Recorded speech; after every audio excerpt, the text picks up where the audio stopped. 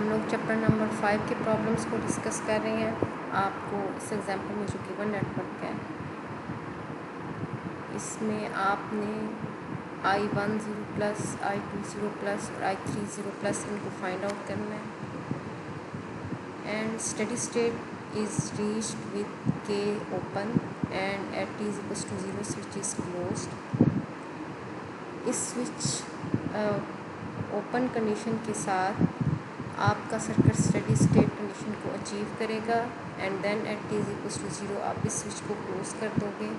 इस स्विच को क्लोज़ करने के बाद आपने जो just after closing the switch आप करंट I1, I2 और I3 को फाइंड आउट करोगे। When switch K was open, then steady state was reached. Inductors is short circuit and capacitor are open circuit. Steady state condition में क्या होगा कि आपका capacitor maximum जितनी वोल्टेज उसमें स्टोर होनी थी वो हो जाएगी C1 एंड C2 में, और ये वाला इंडक्टर जो है इसमें जितना करंट के रिस्पेक्ट से उसने एनर्जाइज होना था वो हो जाएगा। तो मैक्सिमम वोल्टेज को आप ओपन सर्किट से शो करते हो। अब आप यहाँ C1 को ओपन सर्किट से रिप्रेजेंट करोगे, C2 को ओपन सर्किट से रिप्रेजेंट करोगे और इस इंडक्टर को शॉर्ट सर्किट से रिप्रेजेंट करोगे।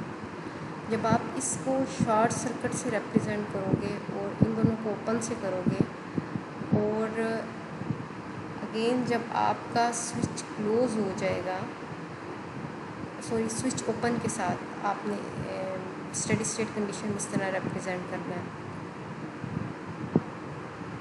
तो जब आपका C1 और C2 ओपन होंगे तो I20 नेगेटिव भी आपके पास जो है वो ज़ीरो होगा।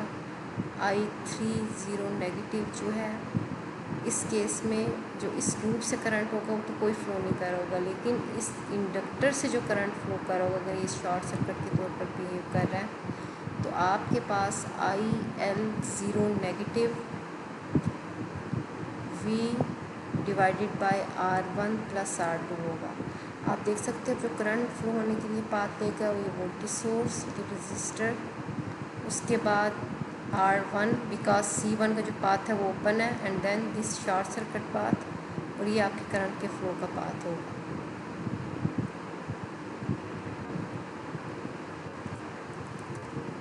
तो यही चीज़ मैंने आप लोगों को बताई है कि IL0 negative V/R1 plus R2 होगा, और ये वही करंट है जो इस लूप से फ्लो कर रही है, आपका इंडक्टर से फ्लो कर रहा होगा। VR1 = VC1 plus VC2।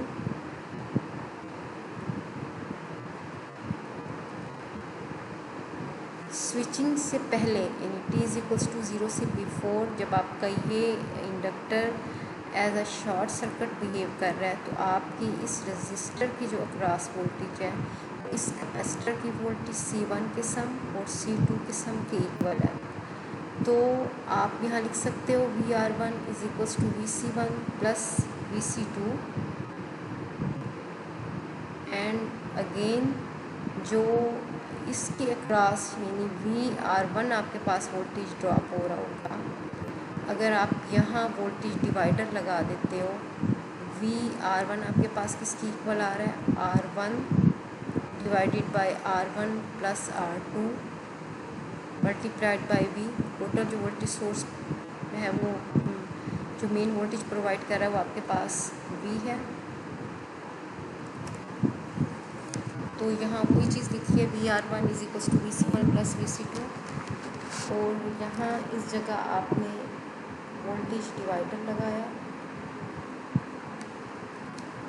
To find the initial values of VC1 and VC2 there is a capacitance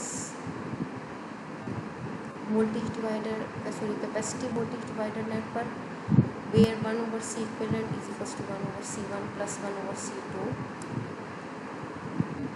जो कैपेसिटर का सीरीज़ कम्बिनेशन होगा उसको आप 1/C1, जब ये स्विच ओपन है ये आप कैपेसिटेंस आपस में सीरीज़ में आएंगी तो 1/C equivalent is equals to 1/C1 plus 1/C2, या ये आपके पास D equivalent is equals to 1/C1 को आप D1 से रिप्रेजेंट करोगे प्लस 1/C2 को आप D2 से रिप्रेजेंट करोगे।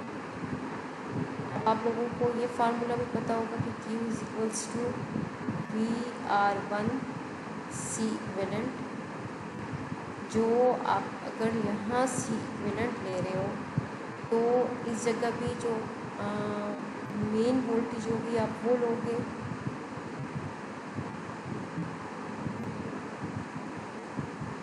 अगर आप Q is equals to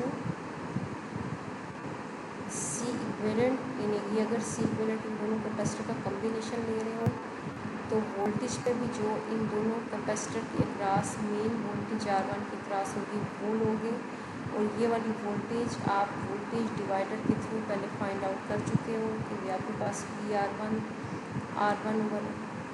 R1 plus R2 multiplied by V की इक्वल थी।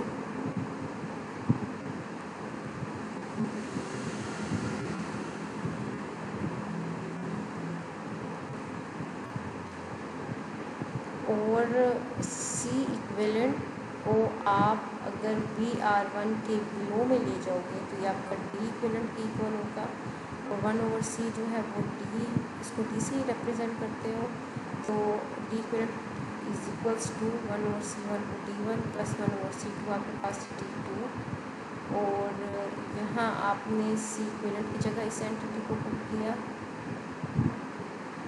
अगर जस्ट आप C1 लो, यहाँ आपने पहले जो अबव इक्वेशन में लिया था वो C इक्विवेलेंट लिया था, यहाँ आपने C इक्विवेलेंट लिया था, अब इसमें ओनली आप C1 ले रहे हो। अगर C1 लोगे तो यहाँ भी आपके पास D1 आएगा, ठीक है। अगर इस केस में आपने यहाँ VR1 दी थी तो C भी आपके पास टोटल जो कैपेसिटेंस थी वो थी,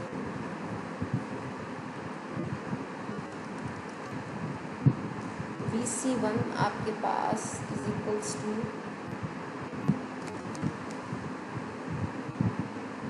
D1 over D1 plus D2 into VR1, और इसमें आपने Q की जो वैल्यू आ रही थी जो आपने अबव इक्वेशन से ली थी उसको आप पुट कर रहे हो। अब VR1 जो आपने पहले फाइंड आउट किया था वोल्टेज डिवाइडर के थ्रू, इसमें उसको पुट कर रहे हो, तो आपके पास जो VC2 है वो इसी तरह D2 मल्टीप्लाइड बाई Q होगा, और यहाँ भी आप इस केस में Q की वैल्यू को पुट करोगे तो आपके पास इक्वेशन इस फॉर्म में आ जाएगी। आपने सबसे पहला स्टेप करना है, अब I1 0 प्लस को फाइंड आउट करना है। I1 0 प्लस इस जो ये वाला करंट जो आपका मेन लूप में से पास कर रहा है, तो इसके लिए आप पहले इक्वेशन लिखोगे। अब ये जो आप इक्वेशन लिख रहे हो इस स्विच को क्लोज करने के बाद की इक्वेशन लिख रहे हो। आप हमेशा जो नेटवर्क इक्वेशन लिखते हो स्विचिंग कंडीशन के बाद की इक्वेशन लिखते हो। तो इक्वेशन आपके पास V is equals to VR2 plus VC1, जो ये वाली आपकी ब्रांच है, जो कैपेसिटर VC1 के क्रॉस कैपेसिटर C1 के क्रॉस वोल्टेज ड्रॉप होगी वही आपकी इस रजिस्टर के अक्रॉस अपीयर होगी, बिकॉज पैरेलल में आपकी वोल्टेज सेम रहती है। इस तरह यहाँ जो आपकी C2 के अक्रॉस वोल्टेज ड्रॉप होगी वही आपकी इस इंडक्टर के अक्रॉस अपीयर होगी। तो आप इस लूप की इक्वेशन लिख सकते हो V is equals to VR2 plus VC1 plus VC2, तो वही चीज़ आप लिख रहे हो VR2 जिससे आप I1 R2 कह रहे हो plus VC1 plus VC2। VC1 और VC2 को आपने मेनली ये इक्वेशन, इसमें Q की वैल्यू पुट कर आपने इसको फाइंड आउट कर चुके हो, और Q की वैल्यू पुट करने के बाद आपने इसमें VR1 की वैल्यू को भी पुट की थी। तो जो VC1 थी आपके पास ये वाली इक्वेशन आ रही है, इस तरह VC2 की जो आपके पास ये वाली इक्वेशन आ रही है, उनको आप इसमें पुट कर दोगे और उसको सिंप्लीफाई करोगे। अब इस इक्वेशन में से आपने I10 प्लस को फाइंड आउट करना है और I1 जब 0 प्लस को फाइंड आउट करोगे तो उसमें जो आपकी VC1 और VC2 है ये भी 0 प्लस कंडीशन पर आप पुट करोगे। तो आपने जो ये VC1 की वैल्यू फाइंड आउट की थी और VC2 की वैल्यू फाइंड आउट की थी, ये just before switching find out की थी। यानी यहाँ आपके पास ये VC1 और VC2 ज़ीरो नेगेटिव है। स्विच क्लोज होने के बाद भी जस्ट आफ्टर स्विचिंग आपकी VC1 ज़ीरो पॉजिटिव और VC1 ज़ीरो नेगेटिव जो है वो सेम होंगी। तो आप यहाँ यही वाली वैल्यूज़ पुट कर दोगे तो आपके पास I10 plus is equals to V/R1 plus R2 की इक्वल आ जाएगा। यानी जो उस लूप का मेन करंट पास कर रहा है वो ये होगा। इसको आप एक और रिस्पेक्ट से भी देख सकते हो। देखो I1 वही करंट है जो आपका इस इंडक्टर से पास कर रहा है, ऐसे ही है।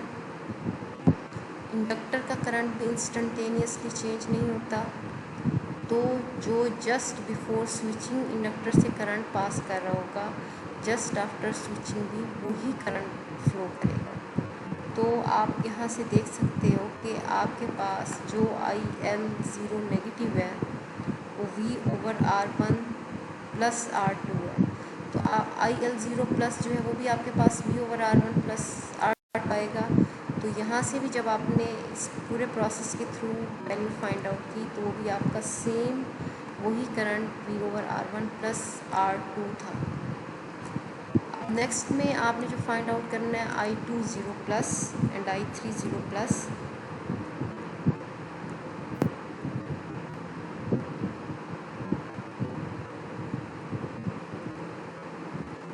अगर आप इस लूप की इक्वेशन देखो, ये जब आपने स्विच क्लोज कर दिया, अब IL0 प्लस किसकी इक्वल होगा, I3 0 plus minus I1 0 plus.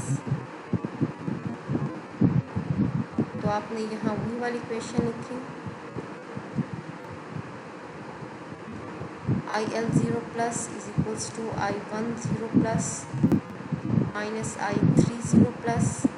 अब आपने फाइंड आउट जो करना है वो I3 0 प्लस करंट को फाइंड आउट करना है और आप I1 0 प्लस को भी फाइंड आउट कर चुके हो और IL0 नेगेटिव और IL0 पॉजिटिव सेम होते हैं। तो आपका जो मेन I3 0 प्लस आ जाएगा वो 0 होगा, ठीक है। और now consider the current flowing in R1। अब आपने जो इस लूप की इक्वेशन बन रही थी उसको देखो अगर, तो आपके पास R1 I2 minus I1 plus VC1 is equals to 0।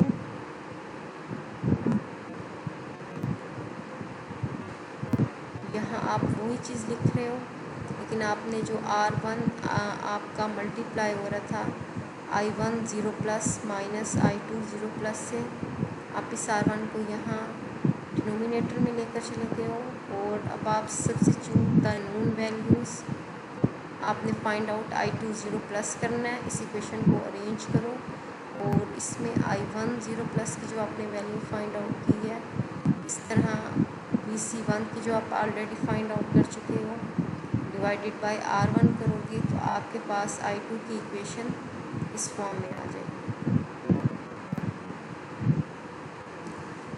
अब नेक्स्ट में हम लोग एक्सरसाइज प्रॉब्लम्स की तरफ मूव करते हैं।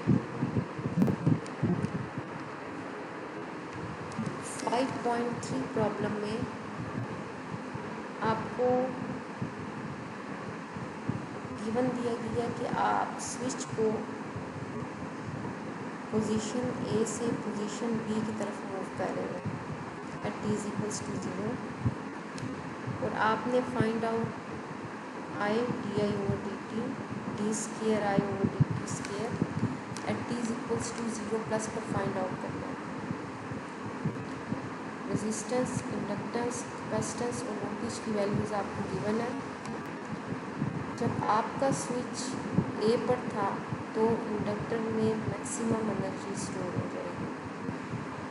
अब इंडक्टर आपका स्टेडी स्टेट कंडीशन में as a short circuit behave करेगा। जब आप इस स्विच को जब स्विच आपका ए पर था इसका शॉर्ट सर्किट बिहेव करने की वजह से जस्ट बिफोर स्विचिंग आपका जो करंट पास करेगा इस लूप से वो V divided by R current जो फ्लो करेगा। तो IL0 negative is equals to IL0 positive. Inductor का करंट इंस्टेंटेनियसली चेंज नहीं होता तो आपके पास V ओवर R के इक्वल है। इन वैल्यूज़ को जब आप पुट कर लोगे तो ये आपके पास 0.1 एम्पेयर्स। जो आपका ये वाला कैपेसिटर है ये इनिशियली किसी भी वोल्टेज सोर्स के साथ अटैच नहीं था। तो इस कैपेसिटर के पास जो वोल्टेज होगी वो ज़ीरो होगी। तो आपकी VC0 नेगेटिव और VC0 पॉजिटिव जो है वो ज़ीरो के इक्वल होगी।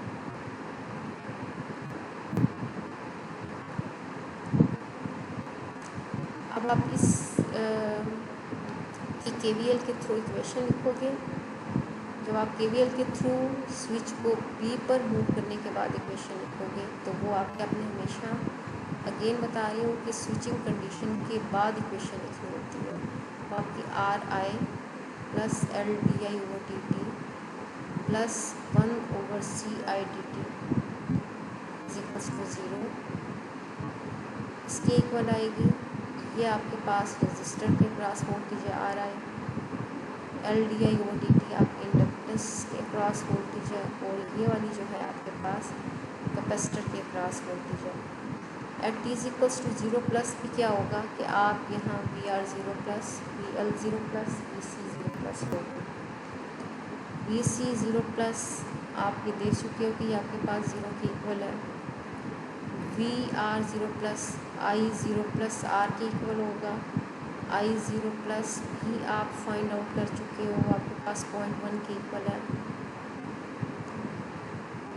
यहाँ आपने पहले IL0 नेगेटिव और IL0 पॉजिटिव 0 प्लस था वो फाइंड आउट किया था। बिकॉज स्विचिंग के फ़ौरन बाद जो आपका पहले इंडक्टर में से करंट पास कर रहा था V ओवर R, स्विचिंग के बाद ये करंट इंस्टेंटेनियसली चेंज नहीं होगा। तो आपके पास यहाँ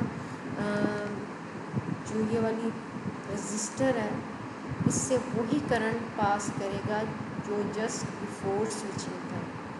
इसलिए आपने VR0 प्लस को I0 प्लस R के इक्वल लिखा। I0 प्लस 0.1 रेजिस्टेंस की वैल्यू आपने पुट की। VC0 प्लस आपके पास 0 था और VL0 प्लस जो यहाँ से आ जाएगा वो -100 वोल्ट्स आ जाएगा।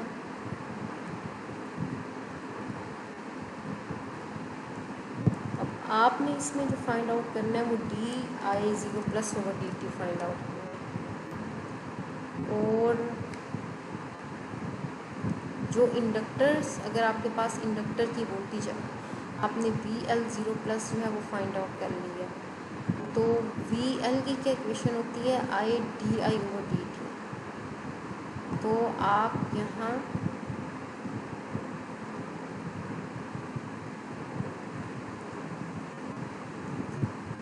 वही इक्वेशन लिखकर VL is equals to LDI over DT इसमें 0 प्लस कंडीशन पुट कर दोगे। अगर यहाँ I0 प्लस आ रहा है तो इस जगह भी VL0 प्लस आएगा। VL0 प्लस आपने अबव नेटवर्क इक्वेशन से फाइंड आउट किया था जो आपके पास -100 वोल्ट्स था।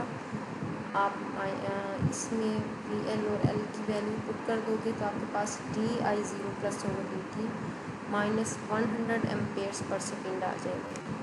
अब नेक्स्ट में आपने जो करंट की इनिशियल कंडीशन है इसका सेकंड डेरिवेटिव फाइंड आउट करना है। सेकंड डेरिवेटिव फाइंड आउट करने के लिए आपके पास जो ये वाली इक्वेशन है, इस इक्वेशन को आप डिफरेंशिएट करोगे। डिफरेंशिएट करने के बाद ये इक्वेशन आपके पास इस फॉर्म में आ जाएगी। अब आप at t is equals to 0 plus पर ये इक्वेशन जो है वो लिख रहे हो। di0 प्लस ओवर dt को आप फाइंड आउट कर चुके हो, वो पुट कर रहे हो। i0 प्लस आप फाइंड आउट कर चुके हो। इस तरह यहाँ से ओनली वन अननोन है आपके पास, करंट की इनिशियल कंडीशन का सेकंड डेरिवेटिव, तो उसको आप लोग फाइंड आउट कर लोगे। 5.5 प्रॉब्लम में आपके पास जो वोल्टेज सोर्स है वो e⁻⁻t है। इससे पहले जो आप वोल्टेज सोर्स ले रहे थे वो फिक्स्ड वैल्यू के वोल्टेज सोर्स थे। आपका टाइम वेरिंग वोल्टेज सोर्स है फॉर t ग्रेटर देन 0। ये इस वोल्टेज सोर्स V1 की value e⁻⁻t for t greater than equal to 0 and is 0 for t less than 0। जब t लेस देन 0 के लिए इसकी वैल्यू 0 होगी तो आपका स्विचिंग से पहले ये कैपेसिटर अनचार्ज होगा। अगर ये कैपेसिटर अनचार्ज है तो कैपेसिटर ये अक्रॉस जो वोल्टेज है वही यहाँ पैरेलल में क्लियर हो रही है V2 के अक्रॉस। V2 0 पॉजिटिव भी आपके पास 0 होगी और VC 0 नेगेटिव और VC 0 पॉजिटिव भी जो है वो आपके पास 0 वोल्ट्स होगी। आपने इसमें जो फाइंड आउट करना है V2 का सेकेंड डेरिवेट, V2 का third derivative at t is equals to 0 plus. Now R2 and C are in parallel, so V2t is equals to VCT। Parallel है तो कैपेसिटर के अक्रॉस वही वोल्टेज है जो आपकी V2 है।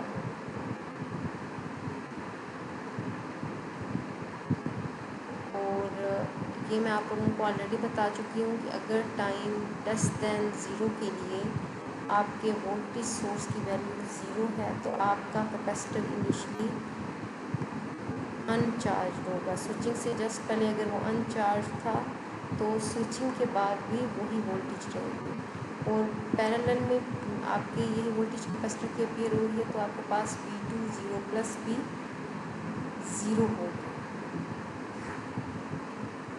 अब आपने इसकी जो इक्वेशन है वो KCL के थ्रू लिखनी है, बिकॉज अब जो आपने फाइंड आउट करना है वो वोल्टेज का सेकंड डेरिवेटिव फाइंड आउट करना है। अगर आप KCL के थ्रू इक्वेशन लिखोगे तो आपके पास इक्वेशन जो है वो V2 की फॉर्म में आएगी। अगर आप KVL के थ्रू इक्वेशन लिखते हो तो वो करंट की फॉर्म में आती है। इक्वेशन क्या होगी आपके पास V2 minus V1 divided by R1 C dV2 over dt V2 t divided by R2 equals to 0। ये वाली इक्वेशन आ गई आपके पास। अब आपने t इक्वल्स टू 0 पर फाइंड आउट करना है dV2 t ओवर dt, यानी t में अगर 0 प्लस पुट कर दोगे तो आप यहाँ से इस चीज़ को फाइंड आउट कर सकते हो। अब मोस्टली लोग जो मिस्टेक करते हैं वो ये करते हैं कि जब आप यहाँ V1 0 प्लस लिख रहे हो तो V1 0 प्लस यानी V1 जो वोल्टेज सोर्स है वो आपको गिवन है कि वो e⁻⁻t की इक्वल है। तो यहाँ आप V1 0 प्लस में जो आपके पास t था उसमें 0 पुट करोगे। अगर 0 पुट करोगे तो at t is equals to 0 plus आपके पास V1 की वैल्यू 1 है। और V2 0 प्लस आप ऑलरेडी कैपेसिटर की इनिशियल वोल्टेज से देख चुके हो यहाँ कि वो आपके पास 0 की इक्वल है। इसमें आपने वैल्यूज़ को पुट किया 0 माइनस 1 ये वाला 1 डिवाइडेड बाय 10 प्लस 0 0 प्लस 0 है। सी की वैल्यू पुट कर रहे हो dV2 0 प्लस ओवर dt। यहाँ से आप V2 का फर्स्ट डेरिवेटिव फाइंड आउट करते हैं। अब जो मेन नेटवर्क इक्वेशन थी आपके पास, इसी का ही आप सेकंड डेरिवेटिव लोगे। जब आप इसका सेकंड डेरिवेटिव लोगे आपके पास इक्वेशन इस फॉर्म में आ जाएगी। इस इक्वेशन को अरेंज कर रहे हो तो आपके पास ये वाली फॉर्म आ गई। आपने इस इक्वेशन को एट t = 0 प्लस पर लिखना है। अगेन इसमें मोस्टली लोग ये प्रॉब्लम करते हैं। अब यहाँ आपने जब इसको डिफ्रेंशिएट किया तो dV1t/dt की जगह आप V1 की जगह e⁻t लिखोगे जो आपका मेन वोल्टेज सोर्स था। तो उसको आप डिफ्रेंशिएट करोगे तो माइनस e⁻t आ जाएगी। नेगेटिव की वजह से आपका साइन प्लस हो रहा है और e⁻t t 0 कंडीशन पर आपने अब इस इक्वेशन को लेना है। तो आप t 0 कंडीशन पर इस इक्वेशन को लिख रहे हो। इस इक्वेशन में जो आपने ऑलरेडी फाइंड आउट किया था V2 का फर्स्ट डेरिवेटिव उसको पुट कर रहे हो और यहाँ t 0 पर e⁻0 1 की इक्वल आ जाएगा। और इस इक्वेशन से आप V2 का सेकंड डेरिवेटिव फाइंड आउट कर लोगे। आपने वो फाइंड आउट कर लिया। अगेन आपने जो ये वाली इक्वेशन फाइंड आउट की थी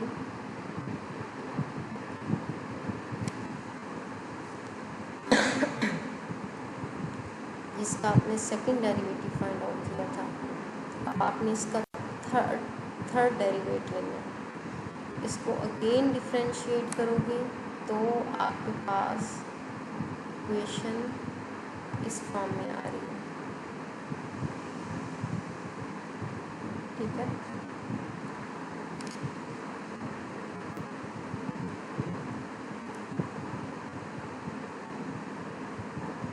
और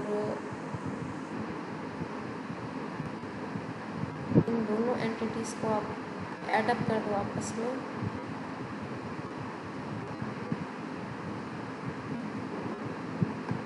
उसके बाद डिफ्रेंशिएट ले रहे हो। अब इक्वेशन आपके पास इस फॉर्म में आ गई। तो आपने अब इस इक्वेशन से V2 की इनिशियल कंडीशन का थर्ड डेरिवेटिव फाइंड आउट करना है। आपके पास सेकंड डेरिवेटिव गिवन है वो आप इसमें पुट कर रहे हो। और जब आप t 0 प्लस पर लोगे अगेन जो e⁻t था उसमें 0 पुट कर दोगे। अब थर्ड डेरिवेटिव जो है वो आपके पास 26 वोल्ट्स पर सेकेंड क्यूब आ रहा है।